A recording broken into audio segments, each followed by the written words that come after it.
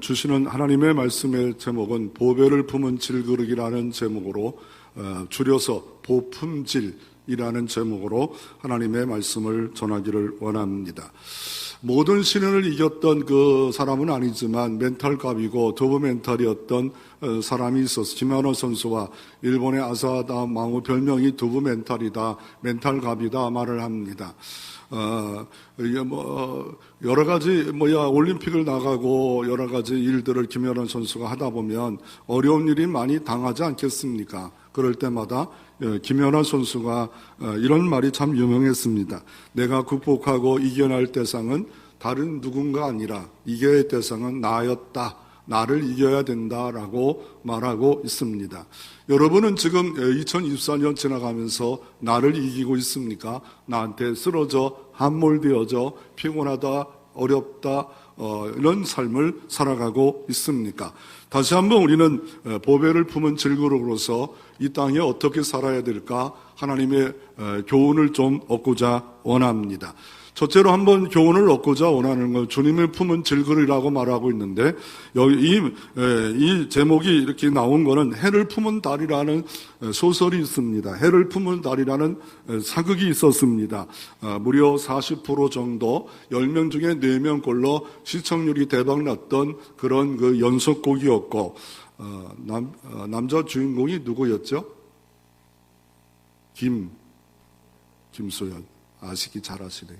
여자 주인공은 누구죠? 한가인. 아유, 잘하시네요. 예. 아시는 건 좋죠, 그래서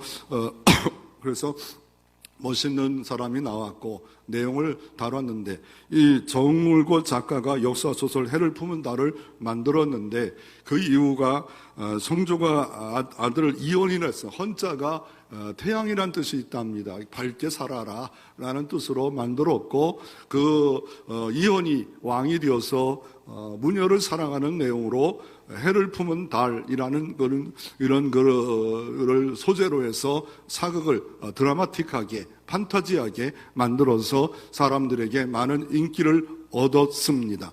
그리고 해를 품은 달은 어떻게 일식이 있지 않습니까? 잠깐 모든 과거를 잊어버리고 다시 한번 현재를 조망하는 그런 내용으로서 일식 가운데 과거를 잊어버려라 이런 뜻도 있다 합니다. 그래서 우리는 해를 품은 달은 아니고 주님을 담은 질그릇으로서 어떻게 살아야 되는가. 이 조개에도 보면 모래를 품고 오랜 세월 잘 견디면 그 조개를 통해서 진주가 나온답니다. 탄소가 만들어지는 석탄이 오랜 세월 동안 견디다 보면 탄소가 다이아몬드가 되는 역사가 압력을 잘 견디면 있다라고 말을 하고 있습니다. 왜 이렇게 될까요? 현대과학은 로봇 시대가 이제 도래했습니다. 그런데 로봇이 입을 수 없는 게 있는데 하나님의 형상을 입은 인간에게 우리가 다른 모든 것보다 다르게 우리를 만드셨다라고 말하고 있습니다. 오늘 이 본문은 아직 아까 읽지를 못했지만 하나님이 인간을 창조하고 어떻게 인간을 로봇과 다르게 동물과 다르게 만들어 놓으셨습니까? 창세기 1장 26절 27절에 하나님이 이르시되 우리의 형상을 따라 우리의 모양대로 우리가 사람을 만들고 그들로 바다의 물고기와 하늘의 새와 각축과 온 땅과 기는 모든 것을 다스리게 하지 하시고 하나님이 자기 형상고 하나님의 형상대로 사람을 창조하시되 남자와 여자를 창조하셨다라고 말씀하고 계십니다. 하나님은 창조자입니다. 창조자가 인간을 만드셨는데 하나님의 모양을 따라 형상을 따라 인간을 만들어 놓으심으로 말미암아 예배하게 만들었고 교제하게 만들었고 또 다른 특징은 만물을 다스리는 그런 역사가 있었더라라고 인간을 말하고 있습니다. 모든 만물을 말씀으로 창조하시고 인간은 흙에다가 생기를 불어넣으시니 레핏이 바로 생명, 살아있는 영이 되어서 하나님과 교제하고 찬양하는 그런 사람이 되었더라라고 이렇게 말하고 있습니다. 그래서 이 천지 창조를 그림을 그렸던 미켈란젤로가 있습니다. 이탈리아 거장이었던 르네상스 시대의 거장이었던 사람이 이 그림입니다. 그런데 문제가 뭐냐면 그 당시에 르네상스의 시대에 모든 토대는 헬라의 문화입니다. 헬라의 신화입니다. 제우스 신이 이렇게 인간을 만나는 것처럼 하나님을 이런 그 당시에 모든 사람의 문화 속에 있는 신은 이런 신으로 인간으로 표현하는데 이게 하나님을 뭐 어떤 것으로 표현할 수는 없는데 저렇게 하나님을 둘이 손을 이렇게 맞대는 이런 모습으로서 천지창조가 됐다라는 좀 아쉬움은 있습니다. 하나님은 어떤 것으로 표현될 수 없지만 천지창조를 이렇게 표현하고 있고 그 인간은 하나님은 무엇보다도 하나님의 형상을 입었다. 만물을 다스린다. 특별한 존재로 만물, 인공 로봇이 아무리 발달해도 하나님의 형상을 입을 수 없고 하나님과 교제하고 예배할 수 없는 그런 로봇이다라고 말을 하고 있습니다. 그리고 오늘 사도 바울은 뭐를 말씀합니까? 오늘 우리가 먼저 좀 더 알 것은 뭐냐면 그런데 아담과 하와가 좀 타락을 했어요. 죄를 범했어요. 멸망했는데 그런데 예수 그리스도를 통해서 새로운 이제 DNA가 생겼는데 둘째 아담인 예수 그리스도의 DNA 그분은 누굽니까? 예수 그리스도는 하나님이셨습니다. 전능하시고 창조시 하나님이 내 안에 그 생명이 우리 안에 입혔어요. 그걸 사도 바울은 고린도 교회를 향해서 15장 49절에 우리가 흙에 속한 자의 형상을 입은 자 같이 첫째 아담은 이렇게 됐단 말입니다. 그러나 이제는 하늘에 속한 이의 형상을 입으리라. 하늘에 속한 자의 형상을 입으리라. 참 독특한 존재 아닙니까? 하늘에 속한 예수 그리스도의 형상을 내가 입었다라고 말하고 있습니다. 내가 어떤 존재인가, 내가 어떤 위치인가를 우리가 알고 있습니까? 이런 어린아이의 동화가 있습니다. 뭐냐면 소금 인형으로 송으로 만든 인형이나 동화가 있습니다.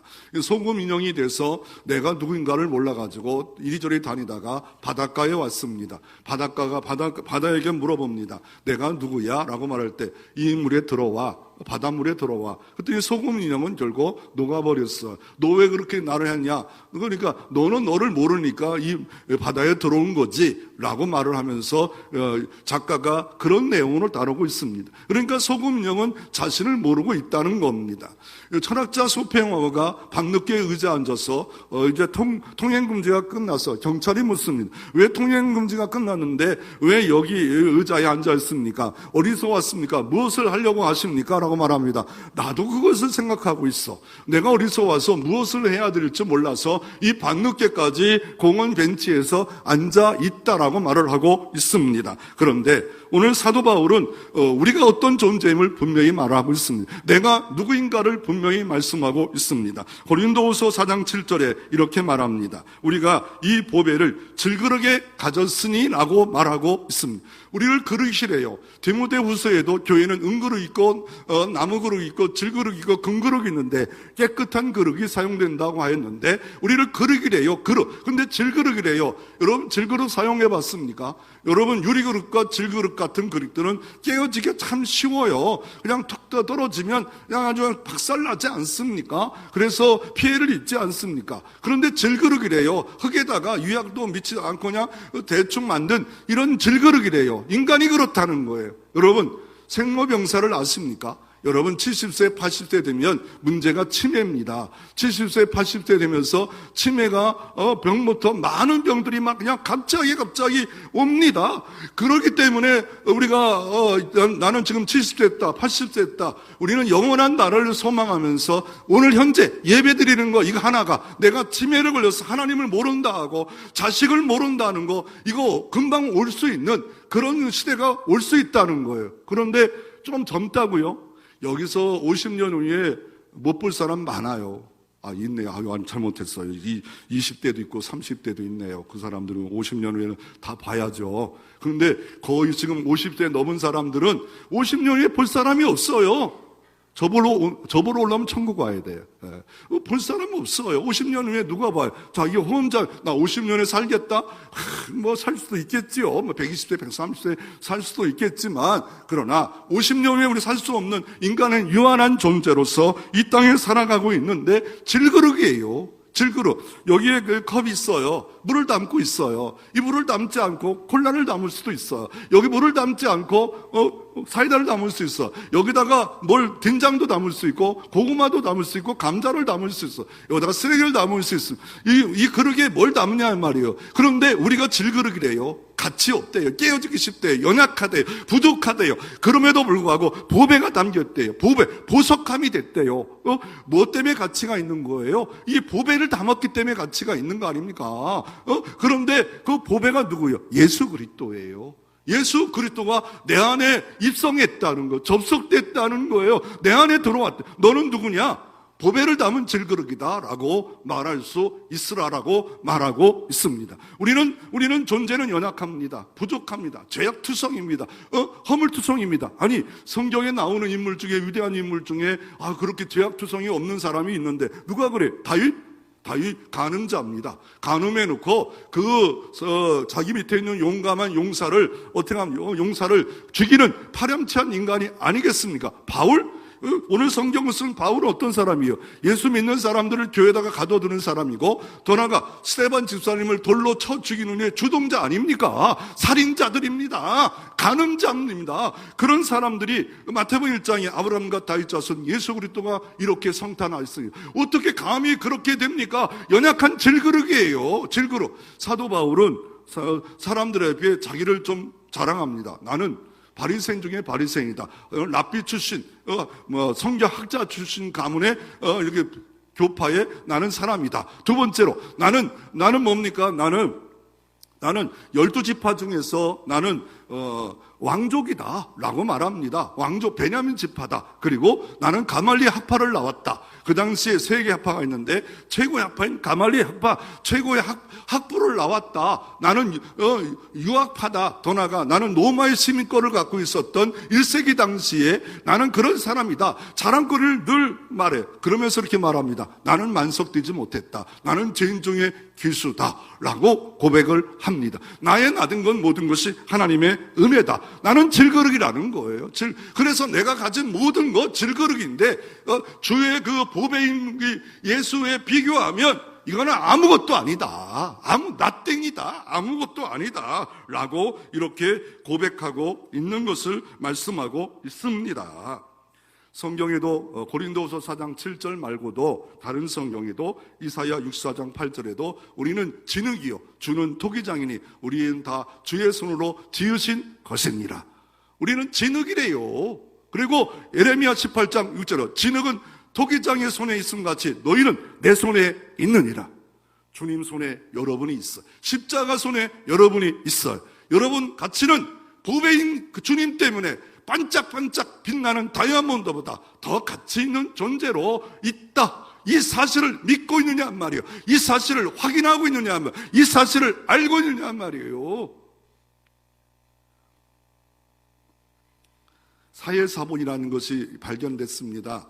유대인들은 이사야 53장 말씀을 징글징글하게 싫어합니다. 그가 찔렸고 그가 매맞았고 어떻게 구세주가 이렇게 배채찍에 맞을 수 있어. 그런데 전 사본이 어떻게 나왔냐면 최근에 1940 몇 년에 목동들이 이 쿰남사원, 그 광야, 유다 광야에서 일을 하다가 자기들이 가축이 없어졌어요. 찾다가 10명이 동굴이 11개 동굴이 있는데 여기저기까지 막 뒤져봤어요. 혹시나 그런 데까지 들어갔는가 찾아도 없기에. 그래서 찾아봤는데 돌을 던졌어요. 근데 땡그라는 소리와 함께 들어가 보니까 진흙의 그릇에 뭐가 들어있냐면 사본이 들어있는데 가죽으로 만든 사본이에요. 그게 사회사본이에요. 그 젊은 목동이 이거를 어떻게 합니까? 헐값으로 고물상에다가 팔아버립니다.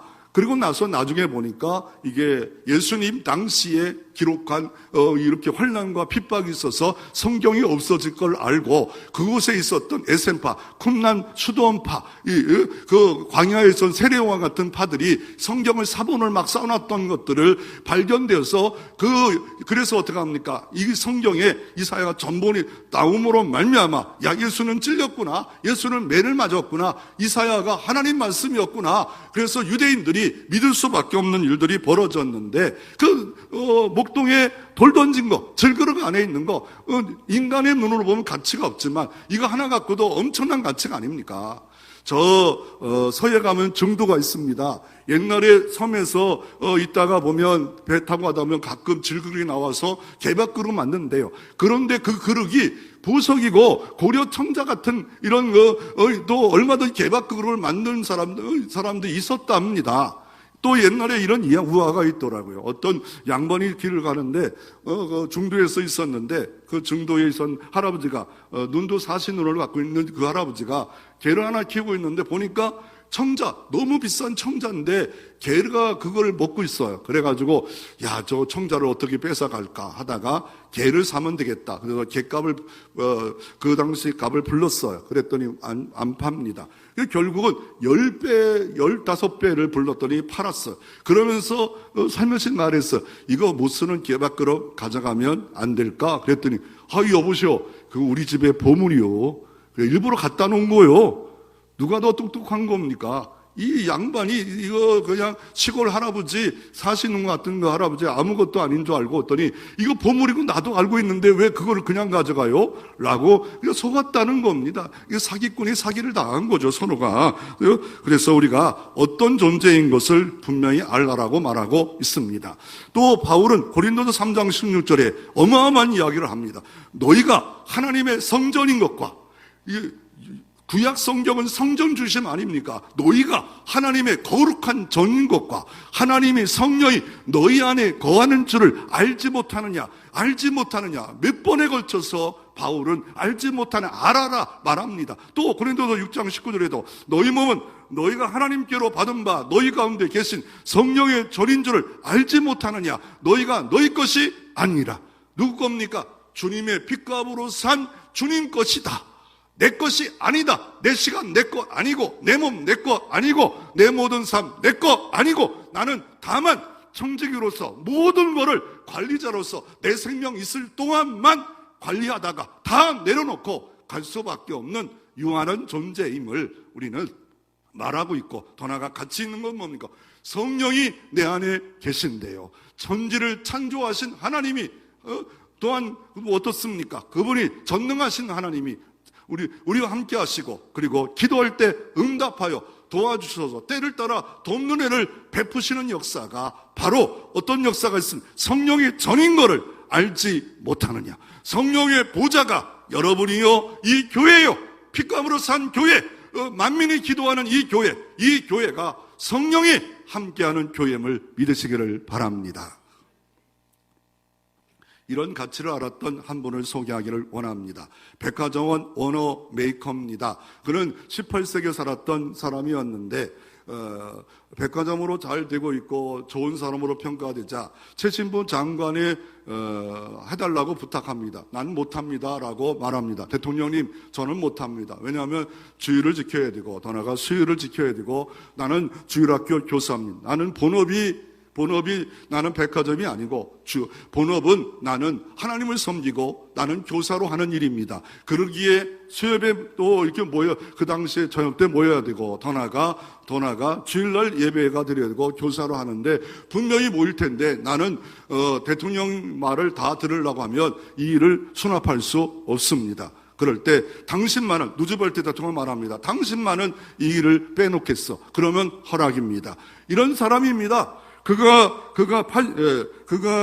그의 사업 60주년에 친구들을 불러서 당신은 이렇게 큰 사업을 할 수 있는 이유가 뭡니까? 83세 워너메이커가 간단히 말했습니다. 기쁜 마음으로 바쁘게. 뭘 기뻐? 하나님을 기쁜 마음으로. 하나님을 기쁘게, 바쁘게 하나님의 일들을 감당했더니 나에게 이런 놀라운 큰 복과 은혜를 주었다라고 워너메이커는 이렇게 말하고 있습니다. 한국 사람으로서 유명한 한 사람, 보배를 담은 질그릇 같이 실제 살아가고 있는 사람을 한번 소개하기를 원합니다. 히스빈스의 대표, 젊은 사람입니다. 한동대에 나와서 한동대에서 큰 대형 회사에서 투자 받아가지고 어떤 회사냐면 장애자와 함께하는 회사입니다. 그게 모토입니다. 장애자 전문가와 함께하는 크리스찬들이 모여서 창립해가지고 향기 내는 사람들, 히스빈스라는 그런 이름을 가지고서 18호점을 냈고 더 나아가 필리핀 마닐라에 내고 계속 내서 그리스도의 향기를 내는 사람이 되자.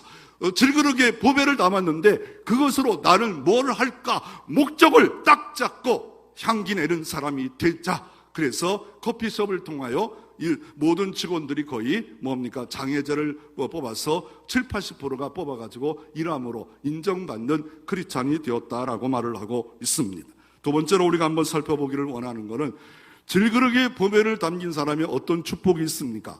예, 축복이 있어요. 사도 바울만큼 축복이 얼마나 많았어. 사도 바울처럼 얼마나 능력이 많았어. 그런데 사도 바울 축복만 말할 수 없어. 이적만 말할 수 없어. 고난도 얼마나 많아요. 오늘 본문에 보면 사도 바울의 고난이 어떤 것이 있느냐. 양면성이 있어요. 오늘 본문에 보십시오. 8절을 보십시다. 8절, 9절 함께 8절, 9절 함께 한번 성경을 한번 같이 한번 읽어봅니다. 우리가 사방으로 우겨싸움을 당하여도 쌓이지 아니하며 답답함을 당하여도 낙심하지 아니하며 박해를 받아도 버림받지 아니하며 거꾸로 뜸을 당하여도 망하지 아니하고 아멘. 우리가 어떻습니까? 어떤 고난이 있냐면 사방으로 우겨싸움을 당하여도 쌓이지 아니한다라고 말합니다. 더 나아가 답답함을 당하여도 낙심하지 아니한다 말합니다. 박해를 받아도 버림받지 아니한다 말합니다. 거꾸로 뜸을 당하여도 망하지 아니한다. 내가 엄청난 압박을 당하는데 하고를 4번 말하고 아니하고를 말하고 지금 바울은 지금 현재 그렇게 당하고 있는 거예요. 지금 당하고 있는 거예요. 보배를 담은 질그릇인데 이런 어려움이 있었다는 거예요. 엄청난 어려움이 있었다 말하는데 지금 당하고 있다는 거예요. 이 지금이라는 게 참 중요한데 조스 펜스라는 사람이 선물이라는 책을 썼습니다. 이 선물이라는 선물이라는 뜻이 뭐냐면 지금이에요, 지금. 지금이 선물이라는 거예요, 지금. 나는 미래에 이런 게 아니라 지금 선물인데 그 선물의 내용은 가장 중요한 3가지를 말합니다. 금자가 들어간 3가지가 참 중요한데 지금, 황금, 소금. 이게 참 중요하다. 이게 가장 이 땅에 중요한 거다. 황금, 소금, 지금. 근데 그 중에 가장 중요한 게 뭘까? 지금이래요, 지금. 지금이 선물이래요. 지금 교회 다니는 게 선물이래요.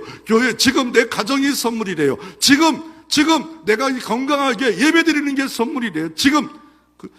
그래서 어떤 젊은 남편이 아내에게 보냅니다. 그래서 황금, 소금, 지금 중에 지금이 제일이래. 우리 지금 서로 행복하게 살자. 그랬더니 아내가 답장이 왔어요. 현금, 입금. 그랬더니 남편이 무슨 뜻인지 알았지? 쬐끔, 송금, 방금. 그러니까 지금이 참으로 중요한 거예요. 그래서 오늘 본문에 보면 어떻습니까? 우리가 사방으로 우겨쌈을 당한대요. 여러분, 입장을 바꿔나 봐요. 바울은 어마어마한 능력이 있었어. 얼마나 많은 능력이 있어요. 사방으로 우겨쌈을 당해요. 미움을 받아요. 시기를 받아요. 핍박을 받아요. 모함을 받아요. 어마어마한 하나님의 일을 하고 있는데도, 능력이 나타나는데도 그냥 모함을 받아요. 어떤 거예요? 주먹밥 만드듯이 그냥 주먹밥 꽉 찌는 것처럼 자기에게 우겨쌈을 당한대요. 이게 우겨쌈을 당한다는 원어의 뜻은 뭐냐면요, 포도를 따요. 그리고 포도즙을 만들려면 옛날엔 발로 밟았어요. 포도즙 틀에다가 땅바닥에 놓고 발로 밟아요. 그 틀에. 그래서 그게 발로 밟는 거예요. 여러분의 삶이 지금 그런 밟을 있습니까? 사도 바울은 보배를 담은 질그릇이었고 능력이 많았는데도 이런 경험을 하고 있다고 말하고 있습니다. 아주 사방에 우겨싸움이 한두 가지가 아니라는 거예요. 한두 가지가 내게 시련이 너무 많이 다가오고 있었다라고 말하고 있는 거예요. 인간이 그렇고 환경이 그렇고 상황이 그렇고 모든 이런 것은 이런 게 있단 말이에요. 그리고 두 번째로 어떻습니까? 그리고 답답한 일을 당했어요. 답답한 일. 왜 안 풀리지? 안 풀린 지 10년이 걸렸네. 안 풀린 지 왜 이렇게 답답해? 욥은 이겼잖아요. 왜요? 욥기서 23장 10절에 내가 가는 길은 그가 아시나니 나를 단련하신 후에 정금같이 나아가리라. 이런 고백만 할 수 있으면 얼마나 좋은데 그걸 모르면 내가 가는 길을 모르는 것처럼 왜 다 답답한 일을 당해요? 왜 이렇게 답답해요? 고속도로처럼 뻥뻥 뚫려서 잘 되네 막 이래야 되는데 왜 안 풀려요? 답답해요. 답답했는데 답한 일을 당했다 말하고 다가오죠. 근데 낙심하지 아니했대요. 그리고 박해를 받았대요. 사도 바울 박해, 어마어마한 박해를 받았어요. 루스드라에서 복음 증거하는데 그냥 거반 죽을 정도로 돌로 맞아 죽어가지고 성 밖에 갖다 놓을 정도로 죽었다. 이 사람 돌에 맞아 죽었다. 근데 또 살아났어요. 이런 일들이 한두 번이 아니에요. 박해, 이 당시 1세기의 박해는 너무 흔한 거예요. 여러분, 예수님 때문에 어떤 박해를 받았나요? 박해 말고 손해를 뭘 받나 말이요. 예수님 때문에 손해, 내가 푸른 초장 맑은 시냇물과 건강 잘 되고 복 받고 이런 것에 꿈꾸고 있지, 예수님 때문에 희생하고 예수님 때문에 손해보고 예수님 때문에 마이너스 되고 예수님 때문에 어려움 당하고 이런 게 뭘 내놓겠습니까? 무슨 일을 내놓겠습니까? 그리고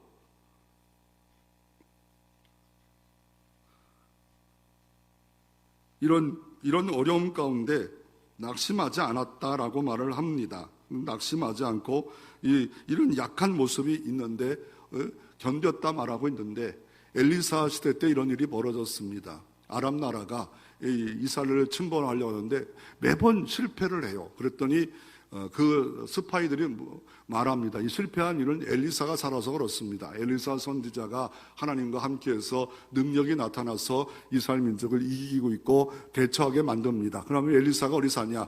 도단성에 삽니다. 다 포위하라. 그래서 군대를 엄청 포위했습니다. 그럴 때 밑에 있는 젊은 청년 게하시 종이 와서 우리는 죽게 됐습니다. 그럴 때 너는 숫자만 보냐, 인간적으로만 보냐, 하나님의 능력을 보라. 그리고 눈을 들어 보니까 하늘의 병거가 마병이 어마어마한 것을 보았고, 그럴 때 하나님이 역사해 주심으로 말미암아 아람 나라를 이겼다라고 이렇게 말하고 있습니다. 여러분의 눈은 어떻게 됐습니까? 여러분의 가치관은 어떻습니까? 여러분의 하나님은 어떻습니까? 여러분, 이 바울의 환난을 한번 입장을 바꿔놓고 한번 생각해 보기를 원합니다. 이 바울의 환난, 손에 하나만 넘겨주세요. 안 나와. 바울의 환난을 보니까 고린도후서 11장 23절 24절 옥에 갇혔고, 많이 갇혔죠. 수없이 매를 맞았고 수없이 매를 맞았죠. 여러 번 죽을 뻔했죠. 많이 죽을 뻔했죠. 39대 매를 5번 맞았죠. 그리고 3번 태장에 맞았고 1번 돌로 맞고 3번 파선했고 일주일을 기쁨에 지냈어. 여러분, 이거 쉬운 거 아니에요. 여러분, 가죽끈에다가 여다가 쇠 조각이나 여다가 쇠를 박아가지고 여러분 때려보세요. 탈곡도 이런 탈곡할 때 보면 이런 판자에다가 돌 박아가지고 손가 끌고 가면 옛날에 탈곡했는데 여기다가 이거 쇠나 돌이나 이런 뼈를 박고 때려보세요. 39대를 때려보세요. 기진맥진 다 죽어가. 이런 거를 몇 번, 5번을 맞았대요. 그리고 강의 위험과 강도의 위험과 동족의 위험과 이방의 위험과 신의 위험과 광야와 위험과 바다 위험과 거지 형제 중에 위험을 수도 없이 당했어. 여러분 이런 일을 당해봐. 왜요? 안 당해도 돼요. 예수님 놓으면 돼요. 예수 피하면 돼요. 그런데 예수님이 그를 사랑했고 찾아왔고 긍휼을 베풀어 주셨어요. 그래서 오늘 4장 1절에 이렇게 말합니다. 그래서 오늘 본문 4장, 그러므로 이 직분을 받아, 무슨 직분을 받아서 바울이 사도 직분을 받았어요. 그런데 고린도 교회가 바울이 세운 교회인데도 바울을 인정치 않아요. 고린도후서 3장에 보면 너 천거도 안 받고 어떻게 왔냐? 그럴 때 내 스스로 천거다 이러면서 이렇게 말합니다. 오늘 그거에 대한 해답을 말하는 거, 사도를 인정치 않아. 그래서 4장 1절에 그러므로 우리가 이 직분을 받아 긍휼하심 입은대로 낙심하지 않으니, 내가 이 직분을 받은 건 긍휼이다.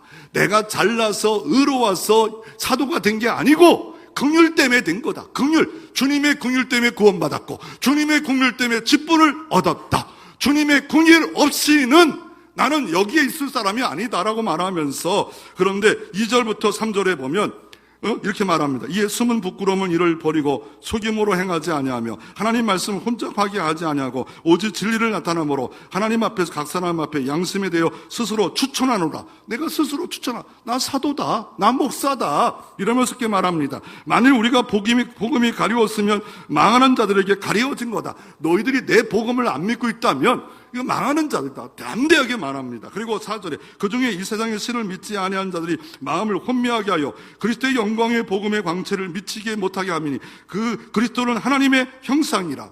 하나님의 영광의 광채가 이 복음을 통하여 임해서 질그릇에 보배를 담아야 되는데 마음이 혼미한 자는 받지를 못한다는 거예요. 그래서 우리는 전파하는 것은 예수 그리스도가 주두심이고 나의 종됨을 전파하는 것이 내가 사도다, 내가 이런 위치에 있다, 이걸 전파하는 게 아니라 말하고 있고, 그래서 6절에 이렇게 말합니다. 어두운데 빛이 빛이라 말씀하셨던 그 하나님께서 예수 그리스도의 얼굴에 있는 하나님의 영광을 아는 빛을 우리 마음에 비추셨느니라. 어두운 데 있었다는 거, 나도 똑같이. 근데 빛이 빛이라 말씀했던 창조했던 빛, 복음의 빛, 그 빛이 하나님 예수 그리스도의 얼굴에 있는 하나님을 영광을 아는 빛, 예수가 누구고 주고 어떤 분인 걸, 보배인 걸 아는 빛을 우리 마음에 비추었는데 그 복음의 광채가 내 안에 비춰져서 나는 이제 보배를 만났다, 보석을 만났다. 내 인생을 뭐를 위해서 살아야 되고, 뭐를 위해서 끌려가야 되고, 뭐를 위해서 붙잡아야 살 목적, 비전 딱 발견됐다라고 이렇게 바울을 말하며, 뭐 이런 일 저런 일 시련이 다가올지라도 아니하고 낙심하지 아니한다.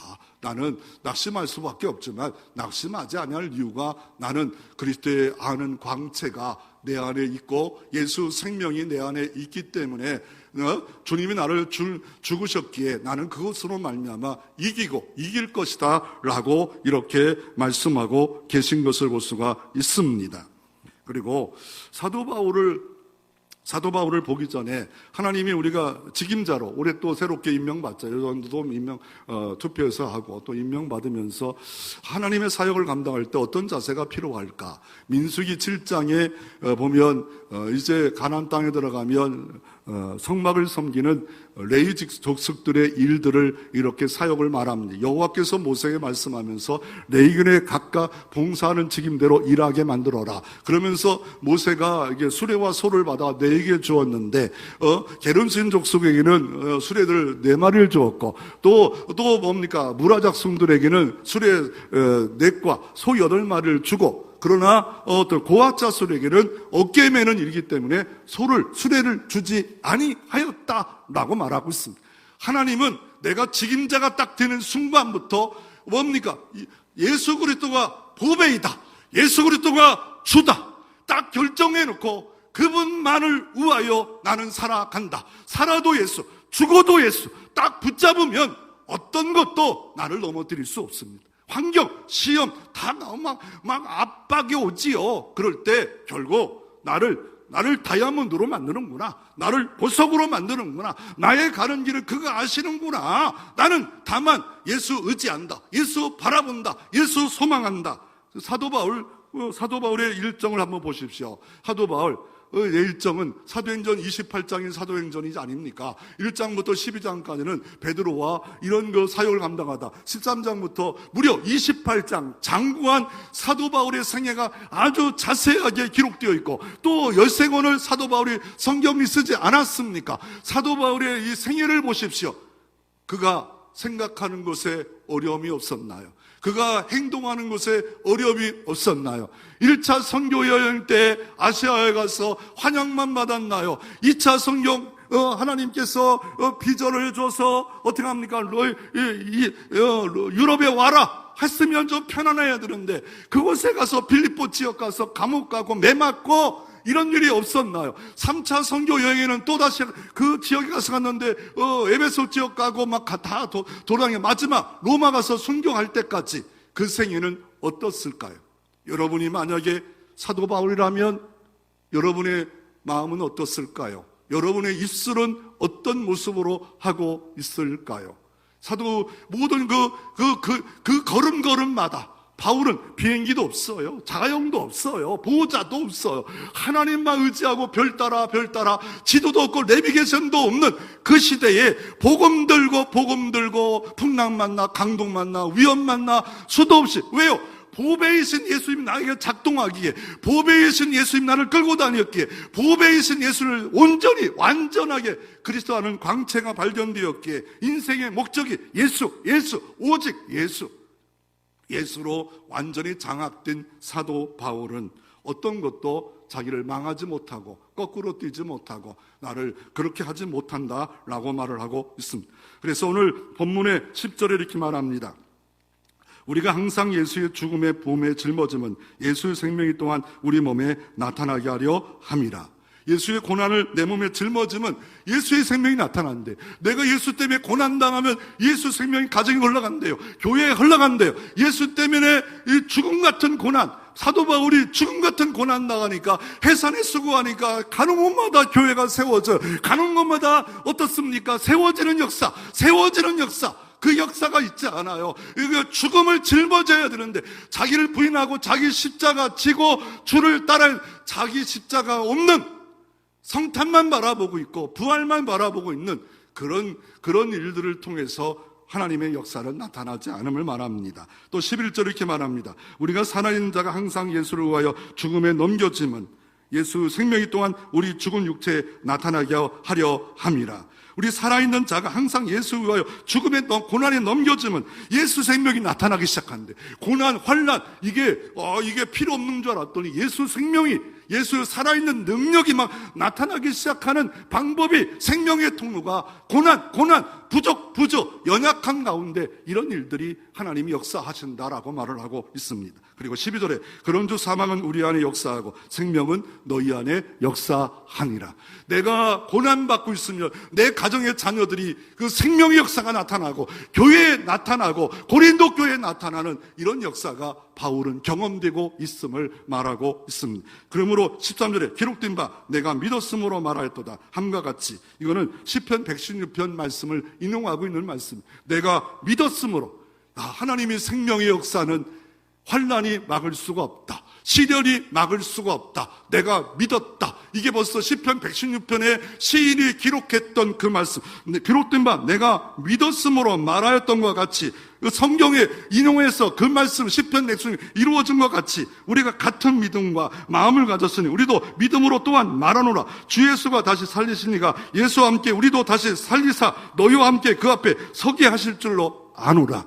주 예수가 살리셨고 너희도 살릴 거고 우리도 살릴 거고 부활의 생명 안에 주님 오시는 날 그리스도 앞에 다 서는 역사가 있겠다라고 말씀하고 있습니다. 그러면서 이는 모든 것이 너희를 위함이니 많은 사람이 감사로 말미암아 은혜가 더하여 넘쳐서 하나님께 영광을 돌리게 하려 함이라. 사도 바울 입장을 바꿔놓고 생각하면 참 어려웠겠다, 힘들었겠다, 고난스러웠겠다. 그런데 그 예수 그리스도가 접속이 되어 생명이 나타나니까 이런 일까지도 감당할 수 있었지 않았을까? 내 등급은 어느 정도까지 지금 올라가 있을까? 아니면 포기하고 있을까? 후진만 자꾸 하고 있을까? 다시 한번 사도 바울의 전체 생애를 묵상하면서 우리가 살펴볼 필요가 있습니다.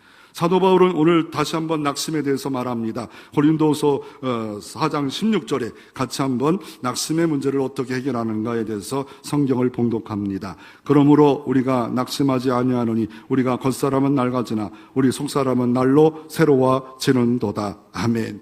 우리가 겉사람은 이 육체 덩어리는 자꾸 후패해져요. 어쩔 수 없어요. 안 보이고 잘 못 걷고 자꾸 사리 판단도 늦어지고 허둥대고 이럴 수밖에 없어요. 그러나 우리가 할 수 있는 건 뭐예요? 속사람, 예수단 보배이신 예수만은 내 안에 작동되어 더 강하게 갈렙처럼 86세에도 하나님 저 산지를 주시옵소서. 내가 기도함으로 저걸 승복하겠습니다. 이건 할 수 있지 않아요. 그런데 젊었지만 노인네처럼 우리가 살아갈 수 있고 그렇지 않은 삶을 살아갈 수 있습니다. 그래서 낙심하지 마는데 인도의 선교 사역을 감당했던 스테리 존스라는 사람이 영상에 있는 저희 사람입니다. 하는데 열매가 없어요. 그럴 때 기도했어요. 하나님 왜 열매가 없습니까? 그럴 때 사과나무를 보여줍니다. 조금만 기다려라. 사과나무는 사과 열매를 맺힌다 라고 기도하라, 기다려라. 그럴 때 사과나무는 열매면 네가 예수 생명이 있다면 분명히 그 생명이 흘러가 생명의 역사가 나타날 것이다. 낙심하지 말라라고 말씀하고 계십니다. 더 나아가 우리가 아까도 말씀대로 이 책임자가 낙심하지 않을 필요는 하나님이 은혜대로 다 허락해 주셨어요. 호프만 목사가 찬송가 337장을 한 2,000곡을 만들었던 그 목사님인데, 젊은 주부가 인생이 너무 힘들어요. 그럴 때 상담해 주면서 했던 말을 찬송으로 만들었던 겁니다. 내 모든 시험 무거운 짐을 주 예수 앞에 아뢰면 근심에 쌓인 날 돌아보사 내 근심 모두 맡으시네. 무거운 짐을 나홀로 지고 견디다 못해 쓰러질 때 불쌍히 여겨 구원해 줄 오직 내 주. 시편 51편 2절에 이렇게 말합니다. 내 짐을 여호와께 맡기라. 그가 너를 붙드시고 의인의 요동함을 영원히 허락지 아니하리로다. 이스라엘 가기를 원합니까? 미국을 가기를 원합니까? 비행기 타면, 비행기 안에 들어가면 짐이 아무리 무거워도 비행기 안에서 해결됩니다.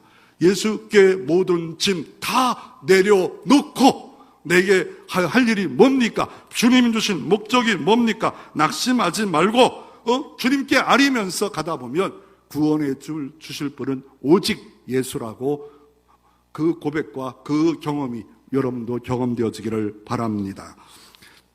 더 나아가 낙심 문제뿐만 아니라 환난도 있었어요.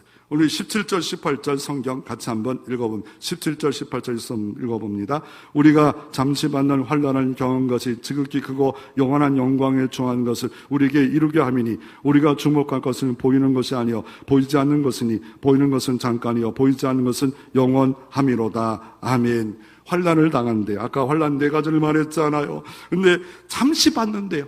예? 여러분 계산 끝났잖아요. 잠시래잖아요. 잠시인데 영원한 환난처럼 생각하지 말라는 거예요. 잠깐이에요. 안개예요. 들풀이에요. 110절 만에 수원에 이렇게 폭설이 임했잖아요. 이거 110절 만에 12월 달에 온 거예요. 이거 우리가 올지 어떻게 예측 못해요. 그래서 많은 농가가 피해를 얻잖아요. 그런 환난은 우리에게 얼마든지 있어요. 그런데 경한 것이래. 경한 것. 그러나 지극히 크고 영원한 영광에 중한 것을, 이게 뭡니까? 지극히 크고 영원하고, 이게 뭡니까? 예수 그리스도의 나라, 그것의 가치를 보입니까? 우리가 주목할 것은 보이는 것이 아니요 보이지 않는 것이니 보이는 것은 잠깐이요 보이지 않는 영원한 세계, 하나님 나라의 세계, 천국 세계, 이거를 보라고 이렇게 말하고 있습니다.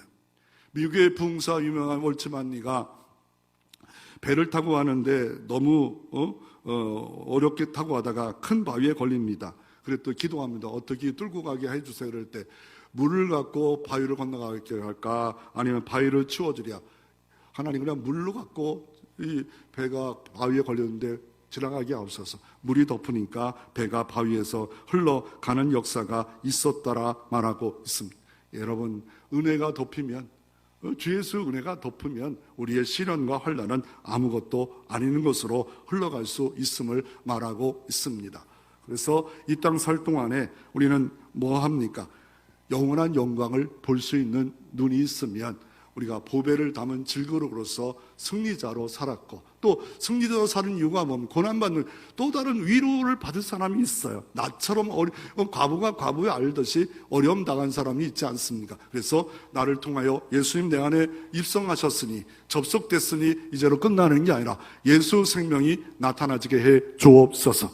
또 그 예수 생명이 내 안에 나타나 치료와 부활과 회복의 역사로 내 가정에 예수 생명이 나와 함께 들어감으로 가정에 어둠이 물러가는 광채의 복음의 빛이 이 들어옴으로 말미암아 이런 은혜의 역사가 이루어짐으로 눈이 열려, 야, 잠깐 환난이다. 지금 그 크고 영원한 영광, 복음의 영광, 그 무게, 그게 무게를 알아. 침묵하고 견디고 예수 바라보며 이 땅의 모든 사명을 감당하는 여러분 되시기를 주의 이름으로 축원합니다.